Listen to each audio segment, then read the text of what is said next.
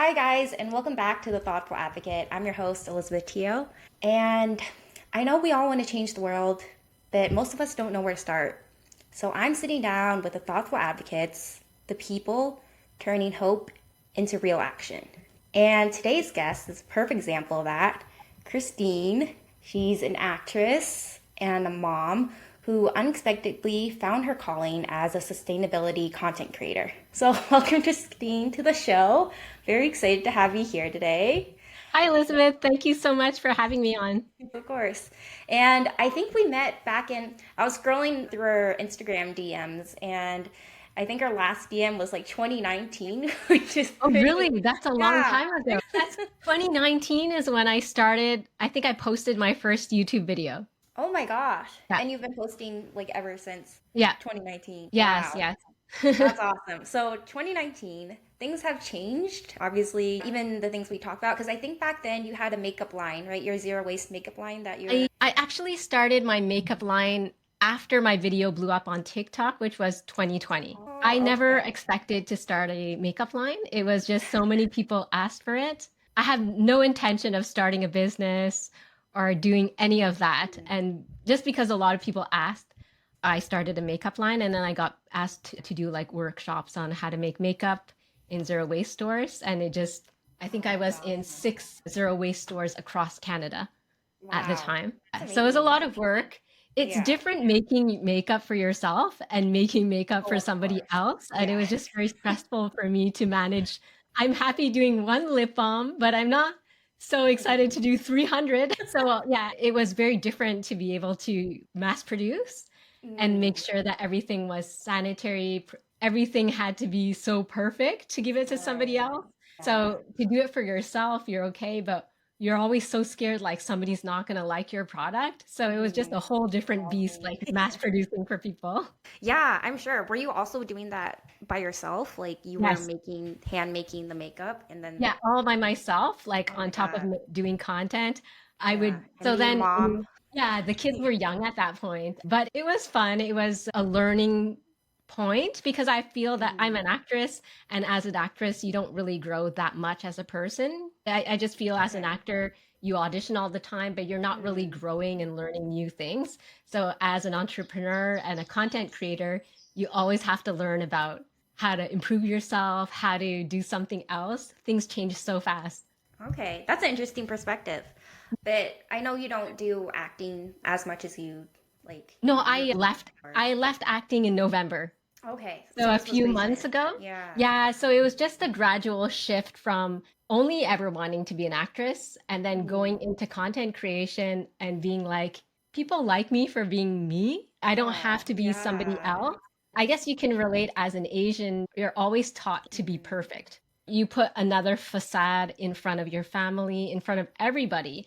I was a figure skater also. So even on the ice, I had to be like, you're a princess, you can't show pain, you have to be the perfect little figure skater. And at home, it was the same thing. I had to be like quiet, obedient.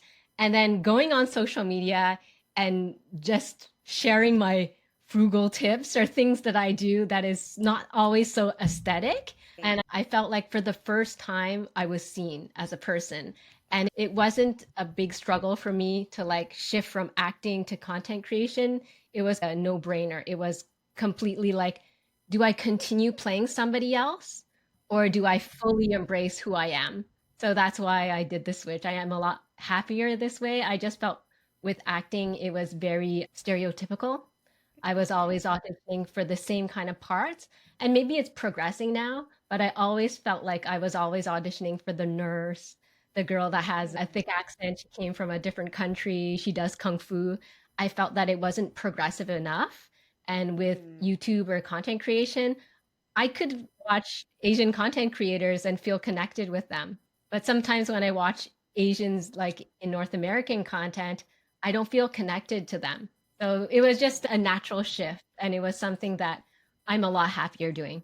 Yeah, that's a big shift, Mhm. but it sounds like you learned a lot from it. A lot of them were a mask because you're reading a script, right? You have to pretend to be someone else, and I guess you were put in a Mhm. box based on your stereotype, how you look. And I think heard like over and over again. I Yeah, go know a ahead. lot of actors like to play other characters. I was interviewed for another podcast and he was asking me like, what do you like about acting? And what would be your dream job as an actor? And I said to be myself, to play Aw. myself as a character. And he was so confused. He was like, but as actors, we always want to play somebody else. And then I felt like at that point, I already have my platform where I can be myself, like truly myself. I can dress up, That's show up amazing. the way I want. For acting, I always had this blazer that I would only wear for acting, high heel shoes. I, as an Asian, we're often sexualized. So I felt like a lot of the clothing Hmm. that I wear for acting was to play into that. But as a creator now, I can show up with my cat headphones, I can wear pajamas and still be on my platform and not feel like I'm not good enough. I was gonna say, I think that's the power of social media. Like, you can be whoever you want, and if you want to be yourself, I feel like that authenticity is just so powerful. It connects like so many people. So I'm really excited for you because that sounds like such an exciting journey, and it feels like it was probably a long road to get where you are, but it sounds like you're doing something that you love, which is amazing. But speaking of that, I want to Mhm, talk a yes. bit more about your current work because I know you were previously an actress and turned content creator. So, can you just give me a quick snapshot of what you're working on right now, other content creation, and maybe your businesses? So right now I'm writing an ebook of all of my makeup formulations, makeup, Oh, skincare, and also my content has more shifted into living. I wouldn't say I'm a frugal person, but it's just the verbiage that I use that really shocks people to engage in my content. Because I would say I'm a privileged person. I am not a person that lives paycheck to paycheck, but I know a lot of people do. And I want to show I don't have to be a poor person to choose this lifestyle. So it's just a hook that I use in my videos to show people that we are over consuming. Our society is really over consuming, and I'm happy with what I have. I'm happy with enough. I don't talk about like buying the cheapest thing, but buying something that you're going to keep for a long time in the end will cost you less than buying many cheap things. yes, 100%. Lasts a lot longer. I don't know. We probably cut out there. I was just gonna say, yeah, high quality things last a lot longer than little plastic cheap like items that break. Yes, yes. Yeah, and I feel even my parents and I guess other adults, my friends are all like real adults now. Even they talk about their washing machines, how their parents' washing machines still like work, even though it's like from, I don't know, 20 years ago. But now the washing machines aren't as good. They seem to break down a lot more often and need to be fixed more often No. too. And that seems more common with all the products we have now, Yes. which is wild. I do find that also with clothing too. I'll often go to the secondhand store and find vintage Yeah. pieces that are going to last me way longer than if I went to or Shein. Oh my gosh. Yeah, those will fall apart in 2 seconds. Like you put it in the wash and then all the threads come apart. But yeah, I was also gonna ask. So I actually didn't know that you were in an environmental like club in high school. I think one of your Yes. on your blog it says that you were part of environmental club and you've gone from being part of a high school club to a DIY content creator and an entrepreneur focused on intentional living. You built such an incredible journey from being in an environmental club in high school to being a successful DIY content creator and entrepreneur focused on intentional living. Now, when you look back at Christine in high school and you now, what's that moment feel like? Does it feel surreal? Does it feel like you've changed? I think that I'm still the same girl from high school, and then I got into acting, and that's where it changed. There was a whole Okay. period of myself that was lost, and then I came back to my roots when I found content creation. And it was just by fluke that I started content creation. So acting, I wasn't acting that much. In the meanwhile, my husband is like, why don't you just, you're so weird. He would say, you're so weird enough. Like, you can do your own videos on YouTube, but Oh my not with the goodness. intention to make money. It was more like find a hobby. You're always waiting for auditions. Find a hobby. So I started YouTube just showing the makeup that I make. I didn't do a lot of videos. I think I did one a month. And then when TikTok came around, I had a friend that was growing really fast on TikTok. And he said, like, download TikTok. So I just posted a really low effort kind of video that went viral. And overnight, I had 10,000 followers. And then at that point, it was like, I have to do videos every day now. So I really taught myself. I think it was really consistency that really paid off at the beginning because Mm, so many people have viral videos, but if you don't show it up every day, you won't have that success. And yeah. there's like up and downs as a content creator that you'll gain followers, you'll lose some, it's always that kind of journey. And that's what I learned through the whole process. That's amazing. Yeah, I feel if you, especially as content creators these days, because there's so many content Yes. creators out Yeah. there that you have to put yourself out there every day so that you can continue to grow your relationship with your Yes. audience and they don't forget about you. Because I feel like it's just so easy for that to happen if you. Actually, worked with a, what is it called? Strategist. Mhm. And coming from a TikTok background, it was more like putting content every day like a lottery. Something will go Yeah, viral. yeah. But he taught me something different. Starting last year, I post less, but more Okay. intentional. So instead of posting 7 to 10 videos a week, I'll Yeah. do 3 or 4 good pieces of content. Mm, And I find that by posting more thoughtful, longer content, more people follow after watching. Whereas if you do a viral video, you may get millions of people watching, but yeah. not many followers. I feel that with the society of spamming people with content, it's nice to take a step back because Hmm. people start to get tired of you. And I think that by seeing when I show up, I really hope that my audience is, oh, Christine posted something, I'm going to watch because it's not like something I'm just putting out for the sake of putting it out. So more thoughtful and intentional in posting too. Do you feel like being thoughtful and intentional then leaks out of from your personal life too, like into content creation and kind of touches every aspect of your life? I think at the beginning, it's really important to have that consistency in posting every day. But then as you grow and you already have the ability to make short content, be more thoughtful is how I'm seeing things and also taking it slower and thinking about what I'm scripting is really important to me. But yeah, it does trickle down to my life and everything that I do, like everything that I purchase.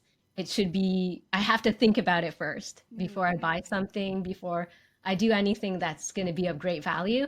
I have to make sure that I put a lot of thought into it. yeah, and I feel like slowing down really helps with that intentional thinking because I feel in this fast-paced world, we tend to forget about those kinds of important things. Yes. And by slowing down, I get to enjoy my family a lot more.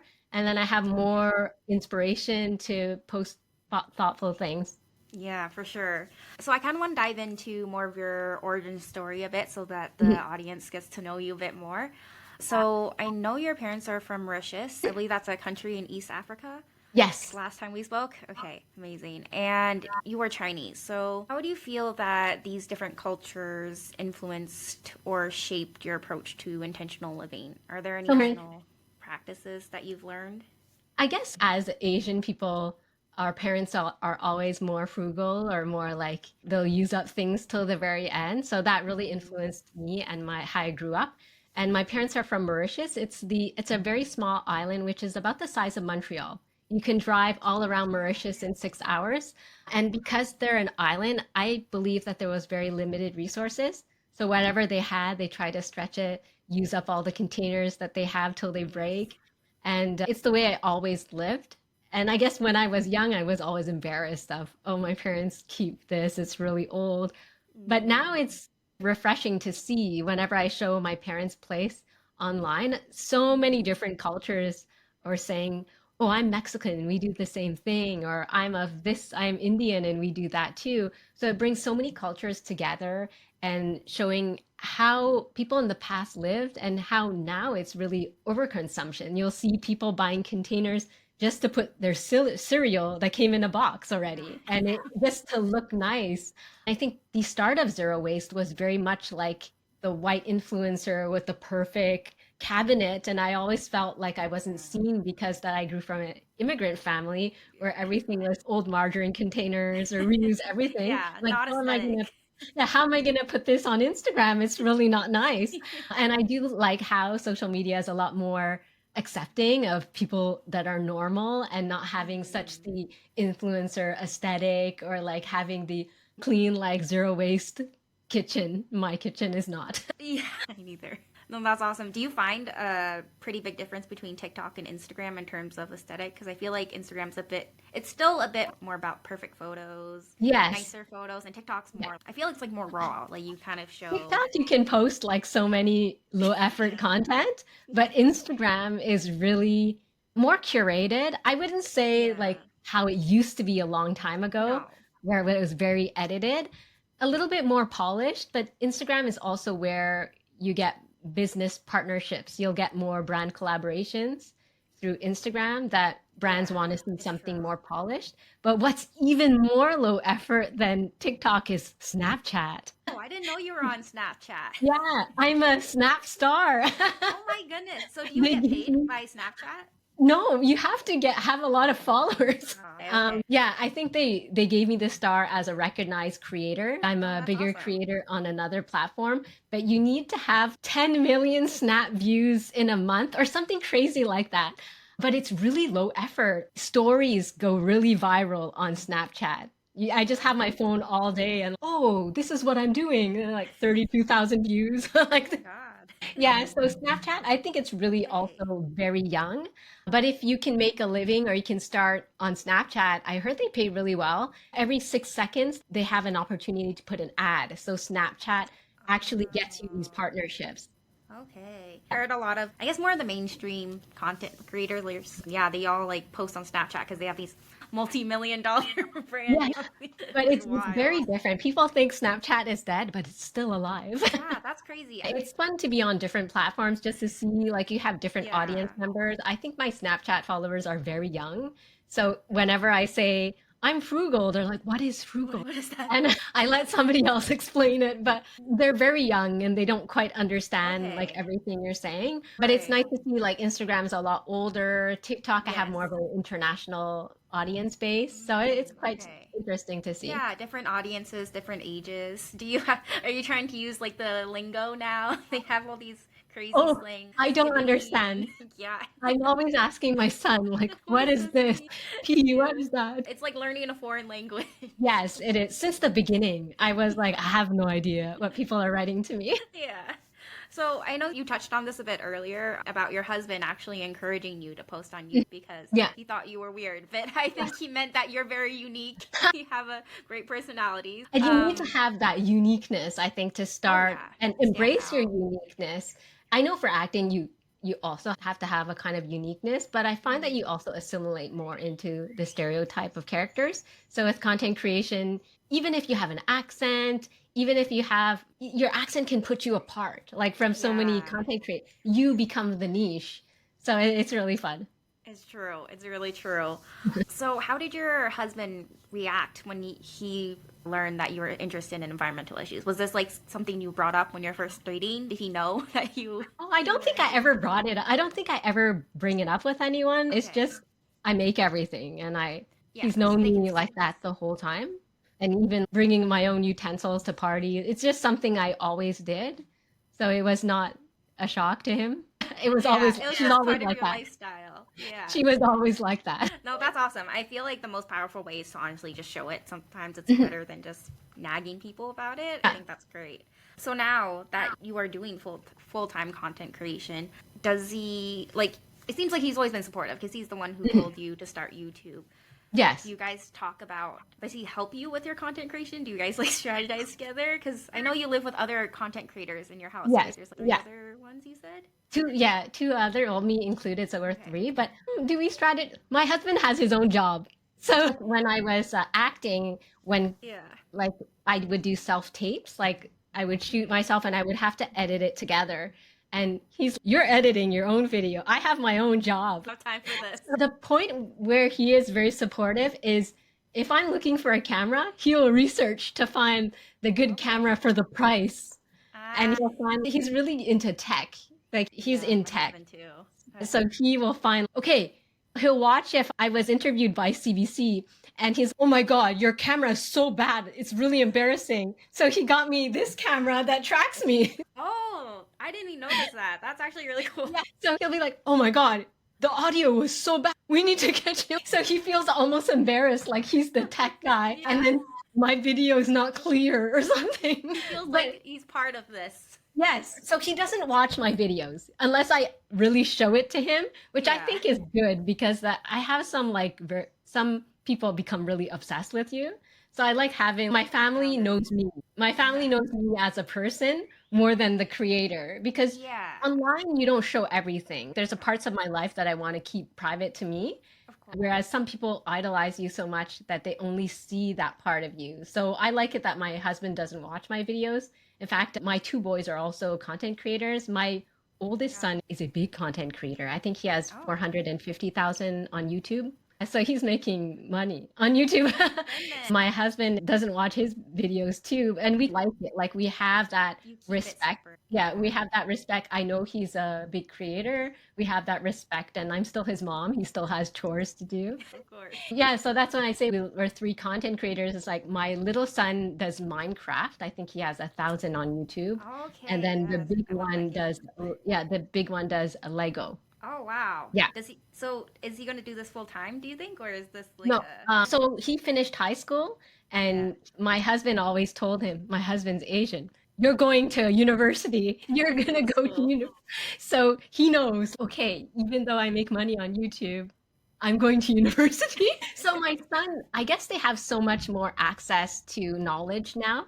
Oh, So he was researching, he didn't know if he would go into business or engineering.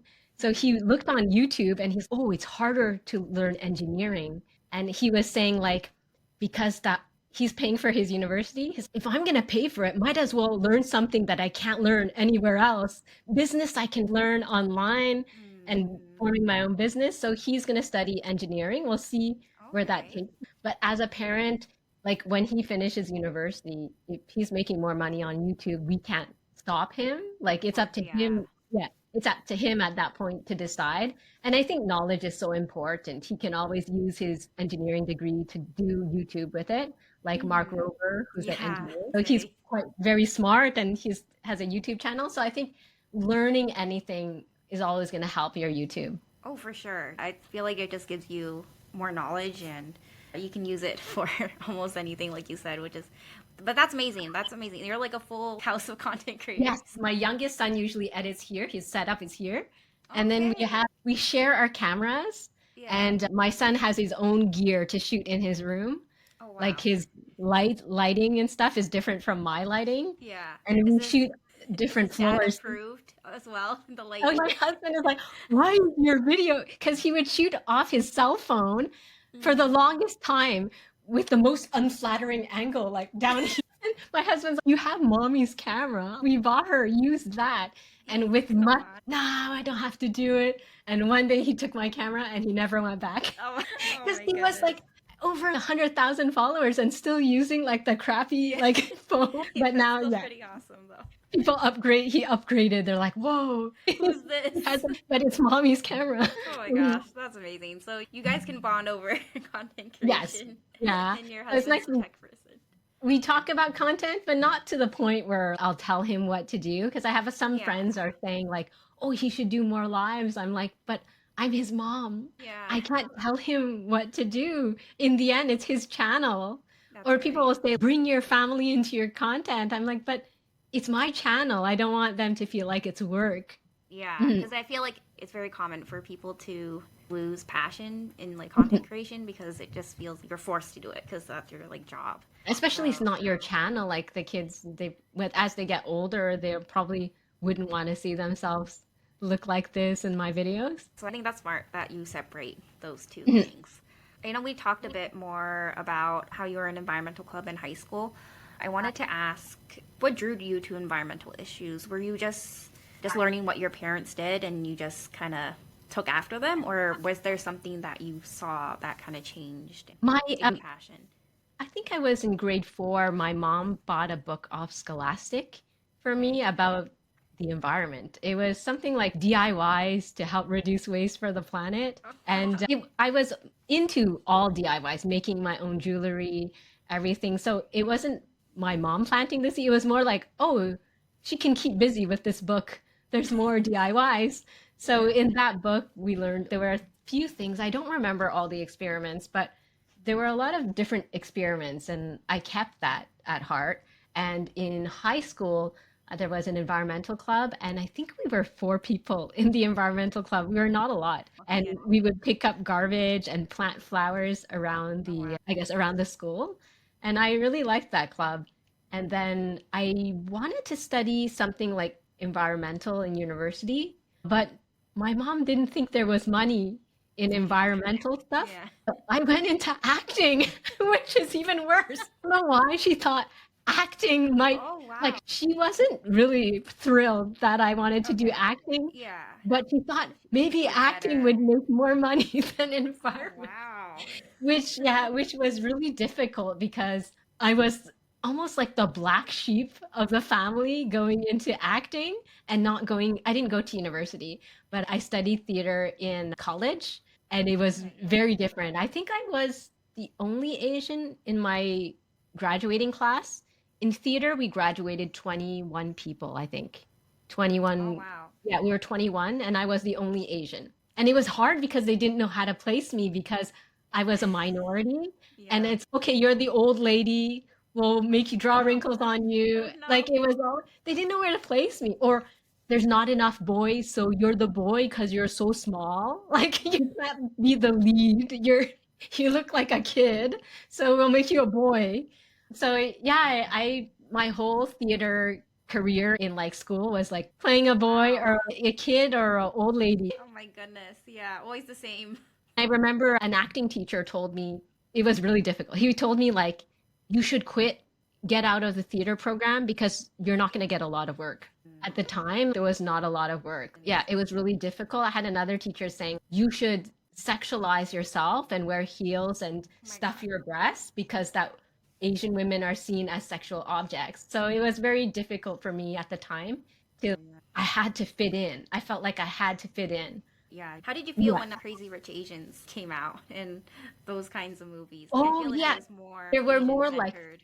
Asian centered. I still didn't feel connected with those movies because I'm not a rich Asian. And Well, there yeah. was also like Fresh Off the Boat. I'm not a Yeah. Asian with a thick accent. I did feel connected when Kim's Convenience came out. That's a good one too. Canadian, like that was a really good show. I felt like it was really dated to our time, where I thought Fresh Off the Boat was outdated when it came out. So a lot of them didn't connect at the time, but now we're seeing more, I guess, Ali Wong, like the Yeah. like a lot more women that I could see that I'd be friends with or I could talk to. But I really find like in terms of media and consumption of media, it's YouTube that I watch. Yeah. I'm on YouTube a lot too. Yeah, you can connect more with those. They feel like more real. And I think that Yeah. content creators are seen as more real. And I thought at the beginning it was hard to transition from acting to content because as an actress, you're taught not to look in the camera. Because when you're acting, Oh. you're always kind of talking to Yeah. somebody off camera. And when you're acting, you're somebody else. So when you're in content, you're staring directly into the lens and you're being yourself. So it was Right. really hard to switch off the acting. And I think the best Mm. content creators are the ones that really feel like they're connecting to the audience through the lens. It feels like a personal like FaceTime where you just feel like you're talking to a friend. Yeah, Which so I a lot of think, people yeah. have thought For, that, oh, because of your acting background, it was really easy. Actually, it was really hard. yeah. But you did it. The content creation really helped me get some acting parts because I was in a movie Ah, with Sigourney Weaver, oh my and the gosh. part that I auditioned for, my character looks directly into the camera and does a whole monologue. And I always said to myself, like, if I didn't start YouTube before, I think I would be self-conscious looking into the camera and talking. So it helped you. What Yes, movie was that? Do you? it's called My Salinger Year. Oh, okay. I'm gonna have to look Mhm. that up. That's awesome. Yes. Okay, so we did talk about. So you said that you made a breakthrough in 2020 with Yeah. TikTok. So what was your early content like? Do you feel like it resonated people because it was intentional? I think that so I had an Instagram like most people, and a lot of actors use Instagram to promote themselves. And I didn't like the idea of like just taking a whole bunch of selfies or saying I'm on set. I felt like it felt more like showing off. So Yeah. I used Instagram more like a diary, like a food diary, makeup. Like I would make products, take a picture, and on my stories, I would do videos, but it would be like video of me mixing something. I took that video and posted it on TikTok. And I said, "Oh, I'm making a foundation powder. I was making this. I was Yeah. just, you don't see my face. You just see me mixing it together." Right. And it got like over 300,000 views. Oh my God. And I just think it was very luck because TikTok was new and it was like a really low effort kind of video. So then I just started showing up every day on TikTok. I didn't have a tripod. I didn't have the tripod to hold my phone or anything. So I would put it on my window and just talk there, Yeah. or I would hold it. And sometimes my hand is shaking. So I had to buy like a stand for my phone. Eventually, I invested in a camera and like proper gear and lighting. But I did what I could do. And I thought that TikTok was a good barrier of entry because at that time, YouTube didn't have such like a good for you kind of page. Yeah, that's true. So, do you feel like TikTok really changed like your career then? Yes. I think that if I didn't go viral, I don't think that I would be posting every day. So some people, they like the process of working so hard, like Marquez Brownlee. He said that he posted for years before anyone knew who he was. He was just a kid. Yeah. Whereas I think it was the opposite for me. I don't think that if I ever went viral, I would have still posted, but not as much, not the But frequency. yeah, it Mhm. helped like increase you to Yes, yes. And then it did grow like my Instagram and other platforms. But I do find that Instagram has a stronger base of followers because TikTok is very for you based. People follow you without knowing who you are as much. Whereas Instagram, it's really like people know you a lot more. And YouTube also. I feel like it's easier because like on TikTok I'm just scrolling the whole time, but Yes. on Yeah, Instagram you can yeah. kind of go to your homepage and see who you are versus Yeah. TikTok. But so when you made that shift into going content creation full time, like how did you know that was the right move? Was it because like you were bringing in the dough? Yeah, I was making more money, like I think in the first 2, 3 years than I ever made in acting in like 20 years or like many years that I did acting. With my husband, we are like, yeah, I think that you should go all in. It's still difficult because you're still a freelancer, but at the same point, as a freelancer and doing my own content, I can shoot when I want and I can go on vacation without having to worry about auditioning. It's a lot more freedom in that way than Mhm. a five job. Yeah, and it's different for acting because you have to go to so many auditions to get one part. Whereas when you work with a brand, they already want to work with you. Like it's Yeah. up to you to say if you want to work with them or not. Are you open to talking about like where do you get most of your like financial support from? Is it from brand deals or do you Yes, have like other like from other brand deals. aspects? Yeah, brand deals are definitely the most for me, but I know my son, it's sense. Okay, on YouTube. Yeah, yeah. Oh, that's awesome. I feel like It's different because that he's very niche. So there's not yeah. many brands that can work with him, but at the same time, he gets a lot of money through AdSense. No, that's Whereas, good. yeah, lifestyle, it's very much more open, but then there's a lot of creators. Are Like you there's a lot of, still in Mhm. Canada right now? Yes, I'm in Oh. Montreal. Oh, okay. So, Yes. because TikTok doesn't pay like Canadian content No, creators, right? Like they do no. Americans. Yeah. No, but in Canada, we get paid for YouTube, Facebook, and Snapchat if you monetize on those. Right. Hopefully one day they'll bring it back to TikTok though. Yes, actually, Facebook, the monetization is better than YouTube. Oh, okay. Yeah. I don't know. I'm on Facebook, but yeah, I don't really know too much about. You need to have 100,000 views in a month or Wow. 3 months. I forgot how many, but you need to have past a certain Yeah. threshold. Yeah, and long format pays quite well on Facebook. Oh, that's awesome. Yeah, Multiple sources of income. Yeah, secure you it, away. it is. Yeah. Okay, Do we you have a job too? yeah, I work full time. I'm Cool. on maternity leave right now. Yeah. Okay. So you're busy. You're going to be very busy when you get Yeah, back. I know. What I'm kind of ready. job do you do? I work for Resource Productivity and Recovery Authority. It's basically a nonprofit that works with the government to bring Okay. Ontario to zero waste. Oh, that's So fun. we So actually in regulate a lot of companies like Coca-Cola, oh Nestle. yeah, my friend, Yeah. I think she works a similar job like you in New York. Oh, okay, yeah. Yeah. I feel like it's spreading. California has their own program. I think Alberta just got their own program, but basically we just make sure that companies hit their recycling targets for their products. Yeah. Because before they're just coming up in the air. It didn't really matter if their stuff got recycled or not. But now they have to pay if they don't. Oh, that's good. Or yeah, so yeah, keeping the ball. But yes, let me see. We touched a bit on these as well. I did want to ask, so I feel like when you're like a content creator, you build an audience, a community, and you start to have like online like relationships, whether that's like friends or like just people you know. How do you think building a community can lead to change, especially in today's age? You mean a community in terms of the following that I built? Yeah, you can talk about the following that you built, or in general, it could be real life community too. But how do you Yeah. think that could lead to changing the I world? think that because I have very young audience on TikTok, and it's nice to see a lot of the young audience coming to me for advice and like even saying, "Oh, my parents are not, they don't believe in zero waste. How can I get them on the page, like same page?" And even some will ask me like, "How do you use a menstrual cup?"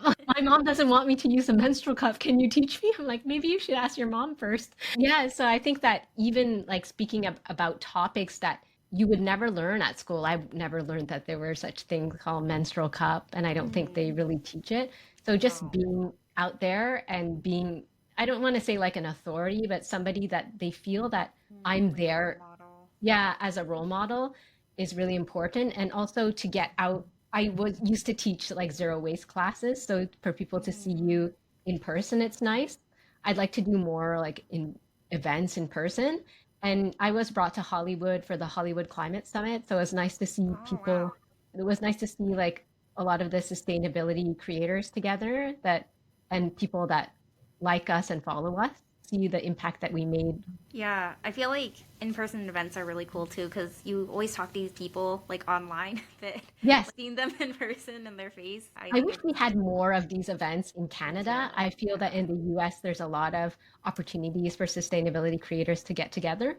But in Canada, I don't know that there's too many of these kind of events. Yeah, me either. I know there's like green drinks, which is something run like near my university, like Mhm. near U of T. But besides that, yeah, I don't really know. No, there's Uh, not too much. I know during Biden's administration, he brought a lot of the creators to the White House, which you would never yeah. see like Trudeau or like anybody bring sustainability No, creators. unheard of. So who knows? I feel like sustainability is becoming more and more important. Obviously, as climate change becomes more progressive, so I think there will be more of these types of like events and things. But I feel like there's also another like more disadvantages of being a content creator in Canada because like I feel like a lot of brands they don't also want to work with a lot of Canadian brands Yes, for the shipping and all yeah, this that. year has been more difficult, I guess, with the whole Trump was saying that he didn't all the tariffs on Canada and stuff. So I think it Yeah. affected people wanting to work with Canadians at the same time. So I think as a creator, also having other sources of income that doesn't rely on brand collaborations, like creating your own Yeah. product. Like I'm thinking of creating maybe something kitchenware for like my Oh, audience. that'd be Still exciting. thinking about it. Yeah, no, I think anything like a lot of content creators, Emma Chamberlain and a lot of big content creators, they all come up with like their own like brand and I feel like Yeah. that helps them not rely on brands so much because of course that can come and go. Yes. But like you said, the more streams of income, the better. I was gonna say, I feel like this is a very common question I get too. What's your approach when people say they don't have time for DIY or intentional like living practices? Yeah, Yeah. I get that a lot. I got a comment that said, I was showing how I make my makeup, and a lady goes, "Oh, I bet you have no kids and no job." Like it was really usually so women that will say that to me, and my response often, like some people is like, "I have no time for that," and my response is, "You have time for Netflix. You have time to do all those things. This is my Netflix. This is my chilling like thing that I do." And everyone is different. So it just feels that it hit a chord with them and maybe they felt like not as it hurt them. So whenever Yeah. people write mean comments, it's not usually a reflection of you, but it's more of a reflection of them. Yes. Yeah. I feel like that goes with anything, even people coming up to you in person. A lot of the times it's a personal it's a personal thing. But yeah, I think that's really interesting because I feel like as people in the more mindful, like living spaces, a lot of people that say, oh, they can't do this or they can't do that because they have real life to deal with. But I think you're saying like it's a choice. Yeah. You can choose to do these things or you can choose to go on like TikTok all Mhm. day or something And else. it's not an attack on them. Like I was Yeah, sharing, I share what I'm doing. If you don't want to do it, that's fine. You can buy your makeup. exactly. I'm not saying that you're a bad person. It's just sharing what I do. And if Yeah. people want to do it, they can follow my recipe. I shared also, I have a cast iron pan.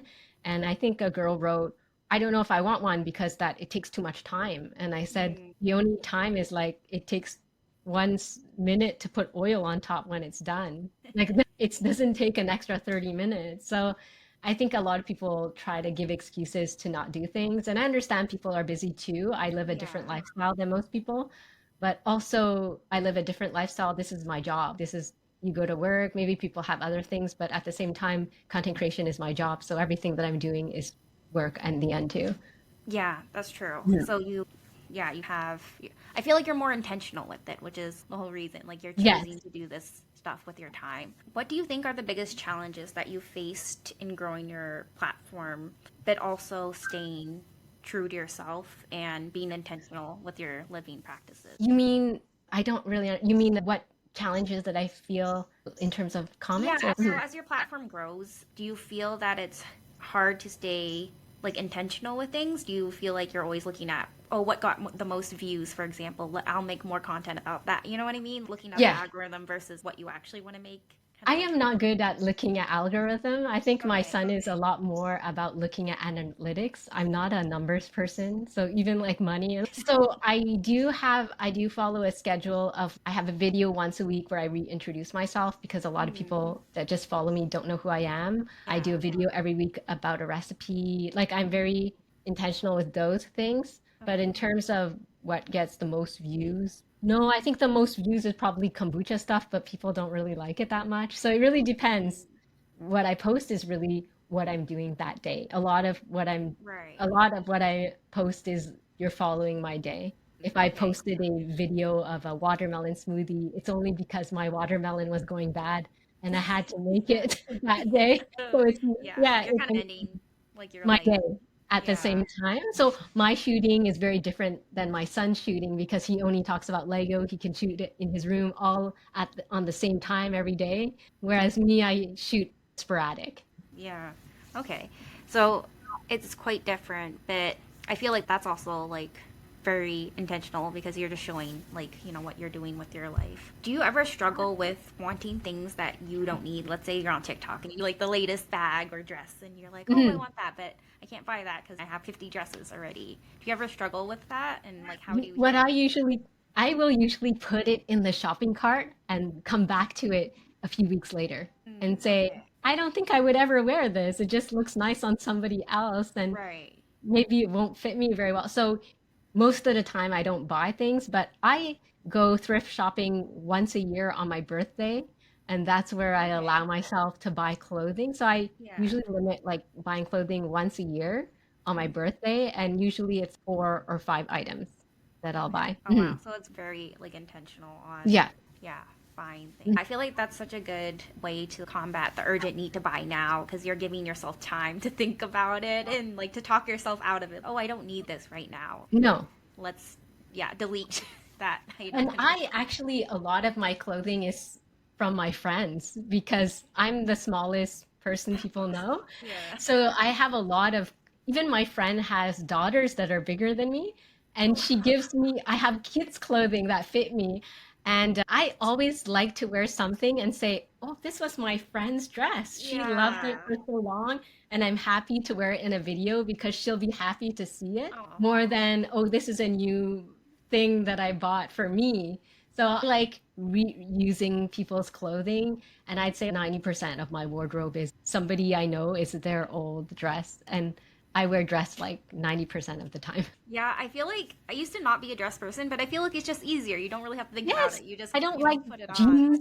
It's like tight, like it doesn't stretch unless the pants have elastic. I'm at an older age now. I rather feel comfortable Yeah, than your legs are free. I like dresses a lot better. And it's like one outfit to put it on. You don't have Yeah, core. about Eddie, like what pants goes with the shirt. Yeah, Yeah, yeah. It's like I'm one dress. feeling that way now. Okay. So when people ask you like how does being frugal and sustainability go hand in hand? Do you see like the connection between saving money and saving the planet? So the reason why I talk about frugal is because when you tell people use this, it's good for the planet, they don't care. If it you tell them it saves you money, then all of a sudden, oh, I want to be a good person and save the planet. So I realized that pretty like this year, it really resonated with a lot of people. So I think that especially in this day and age, everything's really expensive. And if I Yes. can share tips that are eco-friendly, but that can also save money, I think it's a Yeah. win-win. Especially a lot of people say, I'm not eco-friendly because it's so expensive. And I'll say it's actually the opposite. Even though You're if a actually, product, yeah, you're yeah. saving money, you saved a lot of money. People don't realize, I think they see being eco-friendly as elitist or being very privileged. But I think that the true eco-friendly people are ancestors where they really used everything to the very last drop. And I'm not really promoting like buying many cheap things, but also buying higher quality will last you longer, like a cast iron pan will last you forever. So that's the only reason why I talk about frugality is like to get people on the eco-friendly train. Yeah, I think that's a good way. And I feel like I was reading somewhere where like people who focus on saving money, like content, like frugal content creators are becoming bigger now because like we're heading towards a Expensive. recession and things Yes, are just so expensive, like you yes. said. So it Mhm. makes sense. People want more of that content. They want to learn how can they save money in this Yes, day and and if they age. can save the planet too, they'll feel good about themselves Yeah, even more. And I think exactly. I really believe that being eco-friendly is being comfortable with yourself, like not buying into the trends, just being enough. Because when I was an actress, I used to wear makeup for auditions. I'd say quite a bit of makeup, right? Because I wanted to be good on camera. And when I started to go into zero waste, I just quit makeup cold turkey. I said, I'm not going to wear any makeup. After a year, then I started to implement like, okay, cocoa powder could be used as this. Like it's everything for my kitchen.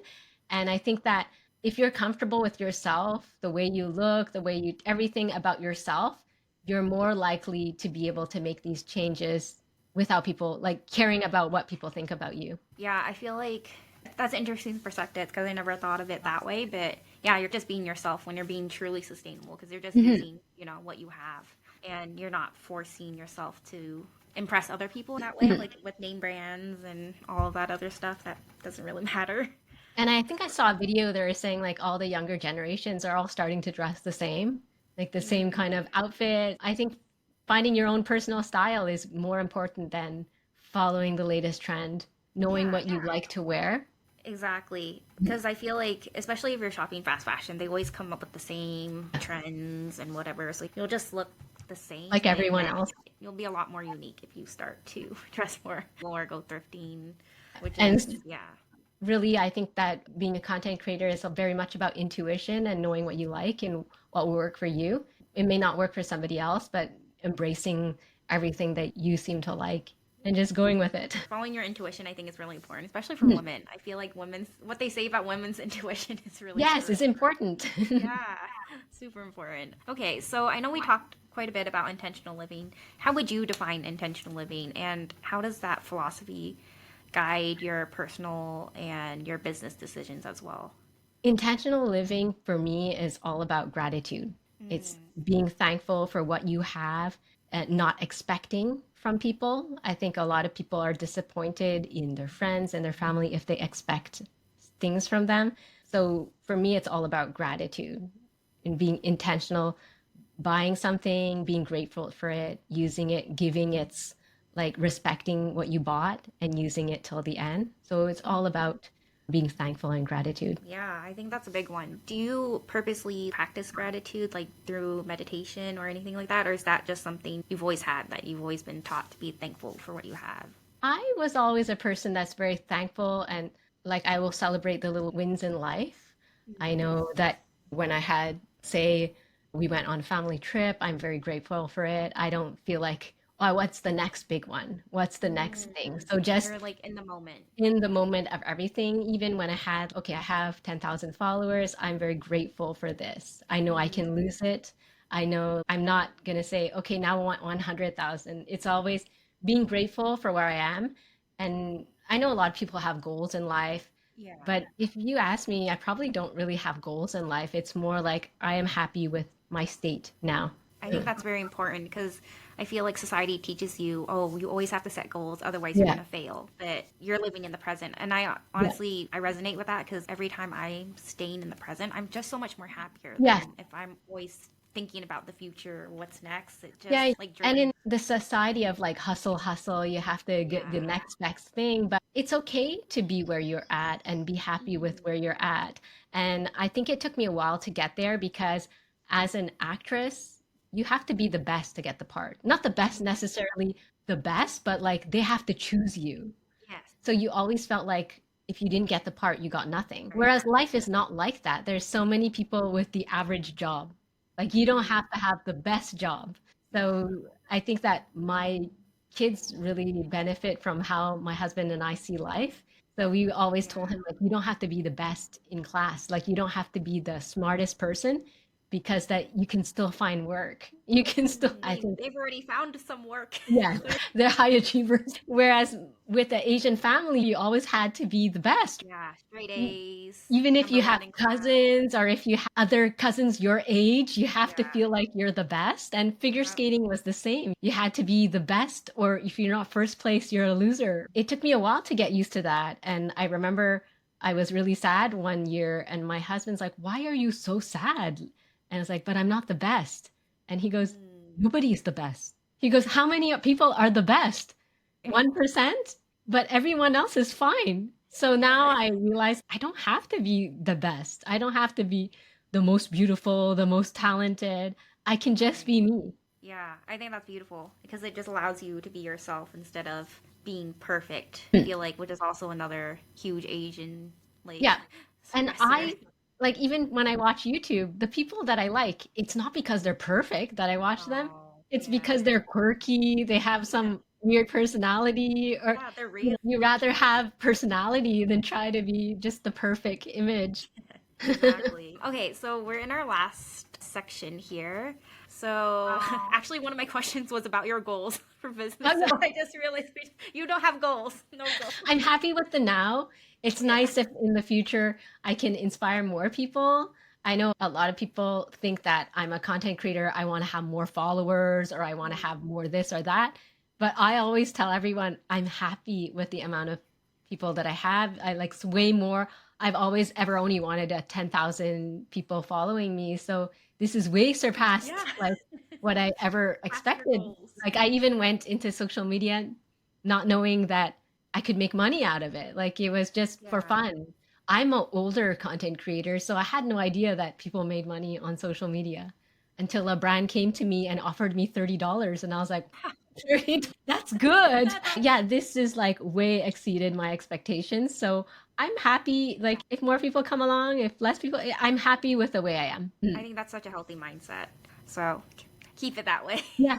How do you hope to influence people's relationship with both money and the environment through your work on frugal sustainability? Do you think you'll keep talking about how to be frugal and sustainable at the same time, or is It that really something? depends. Yeah, it really depends on my audience. I only talk like that because my audience wants to have it. And I think that Mm.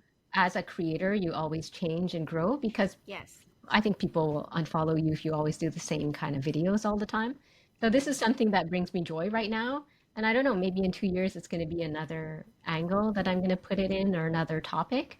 I'm Who happy right knows? now. My goal or my mission right now is to change people's mindset, change people's mindset on how they see life. Because that if you're not happy with yourself and if you're not grateful with what you have, how can you be truly happy and save money? Yes, I agree. Can you share one of your favorite, most used DIY recipes with my audience? Do you have one that like you always go to? Oh, I love making like brow filler out of cocoa powder and activated charcoal. It's such an Oh, easy okay. DIY. You just mix it together and you Yeah. just brush it on your eyebrows. Oh, that's nice. I gotta try that. Yeah, it's really Because fun. I naturally have no eyebrows. Even It's an Asian thing for sure. so that's really fun, like quick and easy DIY. I use cocoa powder in a lot of my makeup products, like even like foundation powder with arrowroot powder and cocoa powder.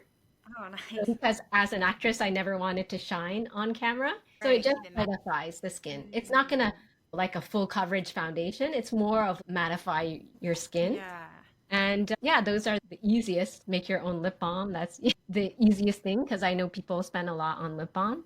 Yeah, for sure. And I always lose mine, Yeah, chapstick. It's same, like same. always Always miss. like I have three, but I don't know where they Yeah. went. So making your For own is later, great. I have always it in my have one, pocket. yeah, beside, so they're pretty easy Oh, to that's make. good. So those are the quickest like DIYs that I'm thinking about right now. For the eyebrow powder, is it just like a one-to-one? Depends on how dark you want Oh, your okay. So eyebrows to you be. can like, Yeah, yeah, you switch it. mix it up, and then how it works is you moisturize your face first, so it has something to stick to. So Ah, don't put okay. water in it, otherwise it's gonna go bad. So it will Yeah. stick to the natural oil that you apply. Oh, Yeah, so okay. it'll last the whole day. Very So that's cool. what I like. Yeah. So I've been making my own makeup for I'd say 10 years. Wow. Do you think this was like you learned a lot through trial and error with all Yeah. the making your own, kind Yeah, of the being whole like a chemist, like it's mixing so things yeah, together. I would have mascara and this another mascara, and my husband's like, "Why is this all leaking?" Oh, it's just this one has less wax. So we're always DIY everything. Like even cooking, it's always Oh like I yeah. made a soup with avocados, and my kids hated it, and I was like, "Oh, okay, I Like wasted what some is this? avocado." So I'm always like a DIY person at heart. That's awesome though. I feel like in over time you learn to perfect recipes too. And just like learning having your own place and getting to experiment is so much fun because I know at my parents' place I never did these kind of cooking DIYs. My mom was in Yeah. charge of the kitchen. So having Yeah. my own You have to kitchen is stay like, out okay, the this is kitchen. my yeah, this is my kitchen now. I can do what I want. Yeah, yes. I feel like a lot of Asian like parents are very territorial about their kitchen Yeah, space. You're not allowed not in that allowed. area. Mommy's cooking here. So it's nice to have like your own space and your own without For judgment, like sure. what are you doing? So true. There's such Yeah. thing as too many cooks in the kitchen. Now it evolved from just like doing a DIY to like now a camera is shooting the DIY. That tracks your face, which is really Oh yeah, this really one is cool. tracking my face. Okay, let's see. So my last question, my last sort of second question, thinking about everything that you've done up to this point, what do you want your legacy to be? Like how do you hope the world will be different because of what you're doing right now? I hope people will be a lot happier in life. I find that with overconsumption, there's a lot of unhappy people. And I think that if people are happier also, there'll be a lot more peace in this world. Yes, I So I agree. do hope that I also hope that my content makes people feel happier and strive to be happy in life. I feel like, especially because you're promoting like frugality and intentional living, and in a way that's like minimal, like living minimalist too. So the less clutter and stuff you have, the happier you'll be too. Yeah, So I think that's great. So where can people find you, Christine? Let on us I think almost every platform, Pinterest, Instagram, Snapchat. Snapchat, what I don't remember what else I said, Facebook, Yeah, YouTube. yeah, YouTube. So it's usually but on So, Instagram, it's eco amical altogether. Yeah, and you have a blog too, right? Like I think I yes, saw your website, so people can go there. ecoamical.com. So you can Perfect. find all my handles over there. Yes, that way they can just click on a link and go Yeah, straight to yes. you. Amazing. Thank you so much, Christine. That was awesome. I'm going to Thank record you. that here. Thank you so much for sticking with me through all the technical difficulties. I had a great Yeah, conversation. it was a nice conversation. It was really Yeah. nice. It's I've never been interviewed by an Asian person. Okay. So it's What nice are they? to relate. Thank you so much for tuning into this conversation with Christine. I hope her journey reminded you that it's okay to slow down and really redefine what success means on your own terms. If something she shared resonated with you, I'd love to hear it. You feel free to mention in the comments. And as always, you can follow me at Thoughtful Advocate on Instagram and leave a review on what you think about this new series on thoughtful advocates around the world. Until next time, stay grounded, stay curious, and stay present. Thank you for tuning in to the Thoughtful Advocate.